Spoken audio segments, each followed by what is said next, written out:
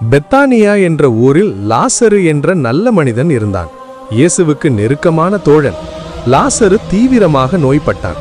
அவன் சகோதரிகள் மார்த்தாவும் மரியாளும் செய்தியை இயேசுவிடம் அனுப்பினார்கள். எங்கள் சகோதரன் மிகவும் நேசிக்கப்படுபவன் நோய்பட்டிருக்கிறான். ஆனால் இயேசு உடனே வரவில்லை. 4 நாட்கள் கழித்துதான் பெத்தானியா வந்தார். அந்த நேரத்திற்கு லாசரு இறந்து கல்லறையில் இருந்தான். ஊர் சோகமாய் அழுது கொண்டிருந்தது. மரியாள் இயேசுவிடம் வந்து அழுது சொன்னாள், நீங்க இருந்திருந்தா என் சகோதரன் இறந்திருக்க மாட்டான். அதை கேட்டு இயேசு மனதில் கலங்கினார். கல்லறைக்கு போகச் சொன்னார். கல்லறை கல்லை அகற்றச் சொன்னார். மக்கள் ஆச்சரியப்பட்டார்கள். இப்ப 4 நாள் ஆயிடுச்சு, உடம்பு நார ஆரம்பிச்சிருக்கும். இயேசு தந்தையை நோக்கி பிரார்த்தித்தார்.